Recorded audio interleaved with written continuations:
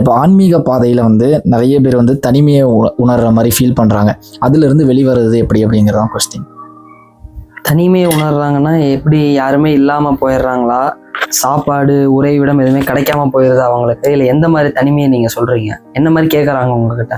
அதாவது எனக்கு இதுக்குள்ளே வந்தோடனே எதுவுமே என்னோடது இல்லை, எல்லாருமே என்னை வியர்டாக பார்க்குற மாதிரி இருக்குது, இல்லை நான் எல்லாருமே வியர்டாக பார்க்குற மாதிரி இருக்குது, நம்ம கூட யாருமே அட்டாச் ஆகலைன்ற மாதிரி ஒரு ஃபீல் வருது அப்படின்னு சொல்கிறாங்க. அதெல்லாம் அவங்கவுங்க மனம் வந்து செய்யக்கூடிய கற்பனை அப்படிங்கிறது தான் இதுக்கான உண்மையான ஒரு தெளிவான பதில்.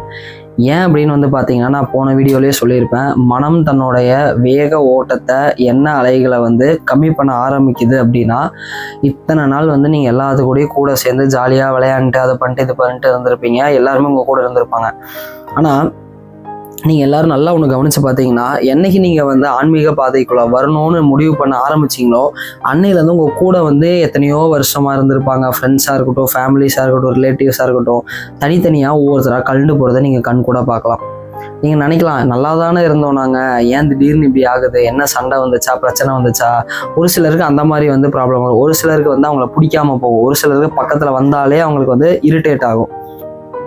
இது எல்லாத்தோட வாழ்க்கையில கண்டிப்பாக நடந்திருக்கும். ஏன் அப்படின்னு வந்து பார்த்தீங்கன்னா, இவங்க எல்லாருமே வந்து உங்கள் வாழ்க்கைக்கு தேவையில்லாத ஸ்டப்ஸ் அப்படிங்கிறத தெரிஞ்சுக்கங்க.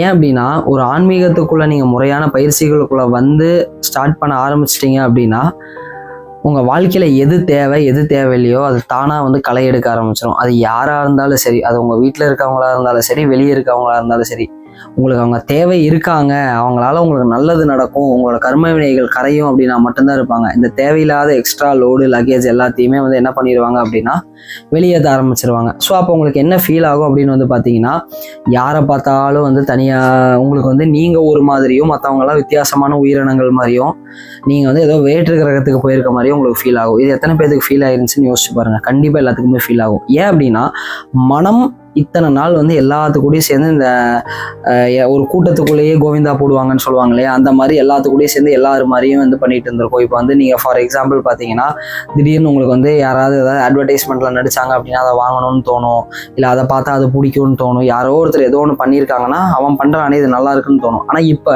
யார் என்ன பண்ணாலும் உங்கள் கண்ணுக்கு வந்து தெரியாது. ஏன் அப்படின்னு வந்து பார்த்தீங்கன்னா, மனம் ஒரு பரிணாம நிலை, சரிங்களா, ஒரு டைமென்ஷனை நோக்கி போயிட்டு இருக்கும், அடுத்த ஒரு ஸ்டேஜுக்கு எவால்வ் ஆக ஆரம்பிக்கும்.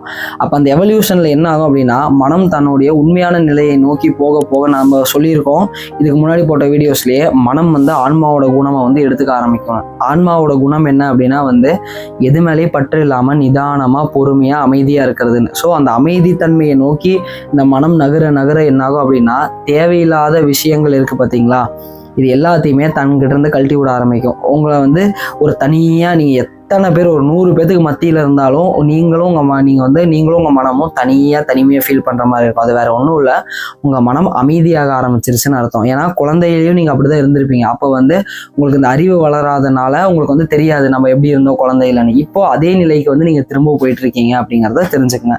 ஸோ அதனால இந்த ஆன்மீக பாதைக்குள்ளே போகும்போது இந்த தனிமை ஃபீல் ஆகுது, இதெல்லாம் பயப்பட வேண்டாம். காலப்போக்கில் போக போக இந்த தனிமை என்ன ஆகும்னா சரியாகும்னு நான் சொல்ல மாட்டேன். இது வந்து உங்களுக்கு பழகி இது உங்களுக்கு ரொம்ப பிடிச்சமான விஷயமா போயிடும். அதுக்கப்புறம் நீங்கள் யாரு கூடயுமே போய் அட்டாச் ஆக மாட்டீங்க. தானாக எல்லாரும் வந்து அட்டாச் ஆனாலும் நீங்கள் அவங்க எவ்வளோதான் உங்களுக்கு க்ளோஸ் ஆனவங்களா இருந்தாலும் நீங்கள் மனதளவில் உள்ள தாமரை இலை மீது இருக்க தண்ணி மாதிரி ஒரு ஸ்டெப் நகர்ந்து தான் இருப்பீங்க அப்படிங்கிறத தெரிஞ்சுக்கோங்க. இந்த ஸ்டேஜஸ்லாம் தாண்டி தான் போகணும். இதுக்குள்ளேயே ட்ராப் ஆகி சிக்கிட்டு நான் வீட்டை விட்டு வெளியே போகிறேன், வேலைக்கு போக மாட்டேன், அதை பண்ண மாட்டேன், இதை பண்ண மாட்டேன்னு மாட்டிக்காதீங்க, பெரிய சிக்கலில் மாட்டிப்பீங்க.